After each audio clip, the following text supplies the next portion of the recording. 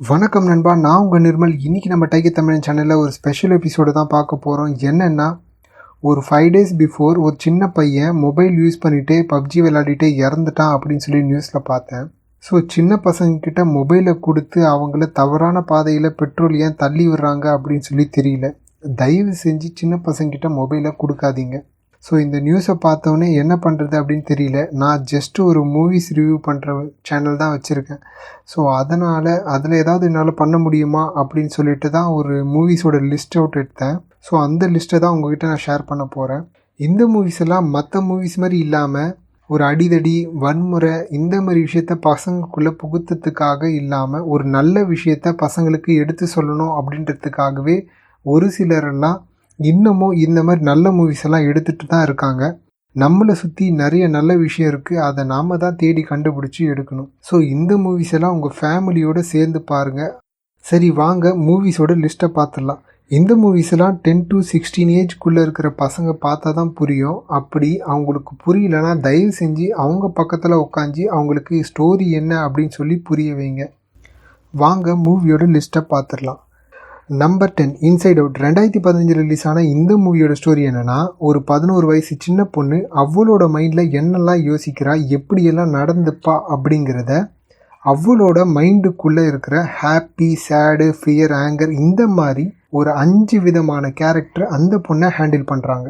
இதில் நம்பிக்கை, பாசம், உறவு இது எல்லாம் இல்லாமல் நம்மளால் வாழ முடியாது அப்படிங்கிறதையும், ஒரு குழந்தையோட மனசை தன்னோட அம்மா அப்பா எப்படி புரிஞ்சு வச்சுருக்காங்க அப்படின்றத தெளிவாக காட்டிருப்பாங்க. ஸோ மிஸ் பண்ணாமல் பாருங்கள். வாங்க அடுத்த மூவிக்கு போகலாம். நம்பர் 8 மோனா. 2016 ரிலீஸ் ஆன இந்த படத்தோட ஸ்டோரி என்னென்னா, ஒரு சின்ன பொண்ணு தன்னோட வாழ்க்கையை தன்னை குடும்பத்தோட அரவணைப்பிலே வாழ்ந்துட்டு வரா. ஒரு நாள் இவங்களுக்கு தெரிய வருது, தன்னை சுற்றி இருக்கிற இயற்கை வளம்லாம் அழிஞ்சிட்டே வருதுன்னு பார்க்குறாங்க.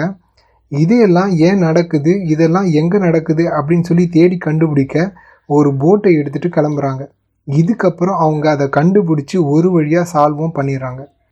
இந்த படத்தில் ஒரு கேர்ளாக இருந்தால் என்ன, எங்களாலையும் எல்லாமே செய்ய முடியும், தன்னம்பிக்கையும் தைரியமும் இருந்தாவே போதும், எல்லாத்தையும் சாதிக்கலாம் அப்படின்னு தெளிவாக அழகாக சொல்லியிருப்பாங்க. இந்த மூவி தமிழ்லேயே அவைலபிளாக இருக்குது. ஸோ நீங்கள் தாராளமாக பார்க்கலாம். Number 7 cocoa. 2017 ரிலீஸ் ஆன இந்த படத்தோட ஸ்டோரி என்னென்னா, ஒரு சின்ன பையன் தன்னோட மிகப்பெரிய ஆசையாக பாட்டு பாடுறதையும் கிட்டார் ப்ளே பண்ணுறதையும் வச்சுருக்கான். இவனோட இறந்து போன அப்பா இந்த பாட்டு பாடுறதுனால தான் தன்னோட ஃபேமிலியை விட்டு போயிட்டாருன்னு அந்த ஃபேமிலியில் இருக்கிறவங்களாம் மியூசிக்கையும் கிட்டாரையும் வெறுக்கிறாங்க. ஒரு கட்டத்தில் இவன் எப்படி அந்த ஃபேமிலிக்கிட்ட எடுத்து சொல்லி கடைசியில் மியூசிக் ப்ளே பண்ண ஆரம்பித்தான் அப்படிங்கிறது தான் மொத்த கதையே. இந்த படத்தில் நம்மளோட முன்னோர்களை நாம் என்றைக்கும் மறக்கக்கூடாது அப்படின்னும், அவங்க நம்மளோட நினைவுகளை தான் வாழறாங்க அப்படின்னும் சொல்லியிருப்பாங்க.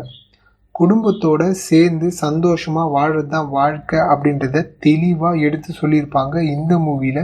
ஸோ மிஸ் பண்ணாமல் பாருங்கள். நம்பர் 6 டாய் ஸ்டோரி. 1995 ரிலீஸ் ஆன இந்த படத்தோட ஸ்டோரி என்னென்னா, ஒரு ஆண்டின்னு ஒரு பையன் அவனை சுற்றி இருக்கிற பொம்மைகளுக்கு எல்லாமே உயிர் இருக்கிற மாதிரி காட்டிருப்பாங்க. அந்த பொம்மைங்கெல்லாம் இவனை விட்டு எங்கேயும் போகாமல் இவன் கூடயே சந்தோஷமாக வாழ ஆரம்பிக்கிறாங்க. ஏன்னா இவன் கோவப்படாமல் ரொம்ப பொறுமையாகவும் ரொம்ப சந்தோஷமாகவும் இருக்கிறதுனால அந்த பொம்மைகளுக்கெல்லாம் இவனை ரொம்ப பிடிச்சிது. இதுக்கப்புறம் உயிரில்லாத பொருளாக இருந்தாலும் நாம் அதுக்கு மதிப்பு தரணும் அப்படின்றத அழகாக காட்டியிருப்பாங்க. இந்த மூவி மொத்தம் 4 பார்ட்டாக ரிலீஸ் ஆகிருக்கு. எல்லாமே அதுவும் தமிழ்லேயே இருக்குது. ஸோ மிஸ் பண்ணாமல் பாருங்கள். நம்பர் 5 ராட்டட்டூலி. 2007 ரிலீஸ் ஆன இந்த படத்தோட ஸ்டோரி என்னென்னா, ஒரு எலி தன்னாலேயும் நல்லா சமைக்க முடியும் அப்படின்னு தான் மேலே நம்பிக்கை வச்சு சமைக்க ஆரம்பிக்க அதை ஒரு பையன் எதாச்சியாக பார்த்துறான்.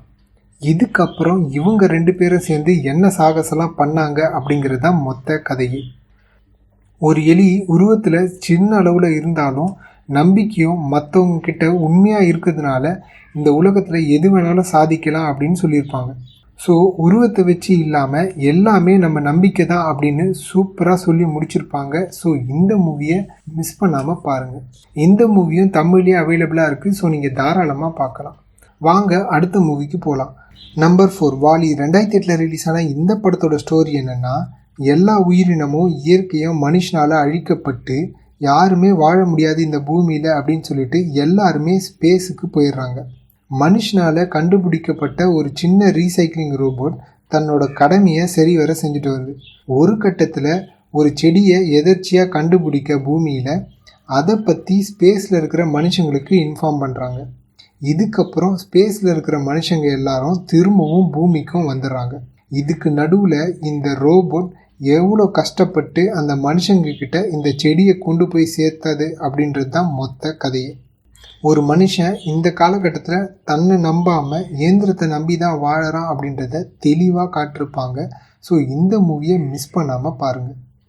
நம்பர் 3 ஜூட்டோபியா. 2016 ரிலீஸ் ஆன இந்த படத்தோட ஸ்டோரி என்னென்னா, ஒரு சின்ன பன்னி தன்னோட வாழ்நாள் ஆசையாக ஒரு போலீஸ் ஆகணும்னு கனவோடு வாழ்ந்துட்டு வராங்க. இவங்க வளர்ந்த பிறகு எவ்வளோ சவால்களை தாண்டி அந்த இடத்துக்கு எப்படி வர்றாங்க அப்படின்றத சொல்கிறது தான் மொத்த கதையே.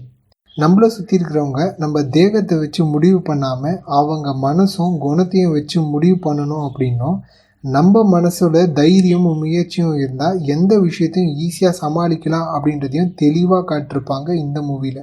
இந்த மூவியை உங்கள் ஃபேமிலியோடு சேர்ந்து பாருங்கள். இந்த மூவி தமிழ்லேயே அவைலபிளாக இருக்குது. ஸோ நீங்கள் தாராளமாக பார்க்கலாம். வாங்க அடுத்த மூவிக்கு போகலாம். நம்பர் 2 அப். 2009 ரிலீஸ் ஆன இந்த படத்தோட ஸ்டோரி என்னென்னா, ஒரு வயசானவர் தன்னோட சந்தோஷத்தெல்லாம் இழந்து தனிமையில் வாழ்ந்துட்டு வராரு.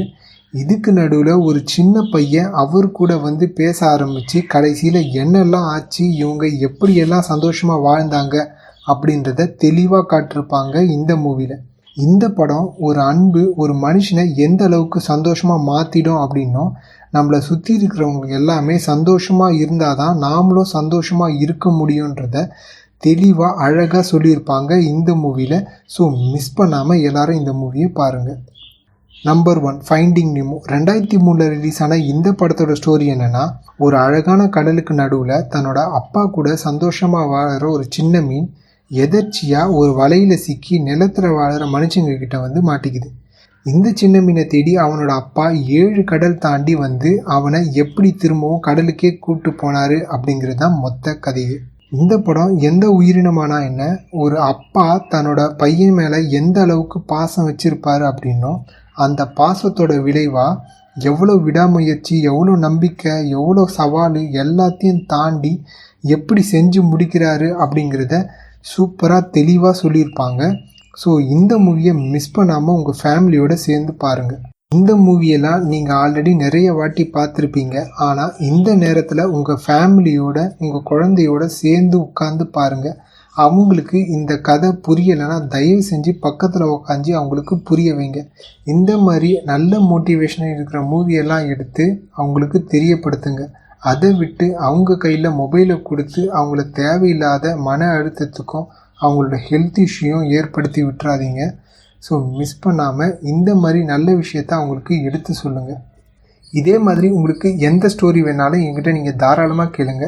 அந்த ஸ்டோரியை நம்ம யூடியூப் சேனல் வீடியோ வழியாக உங்களுக்கு தெரியப்படுத்துகிறேன். அது வரைக்கும் உங்கள் அன்புடன் உங்கள் நிர்மல். நன்றி.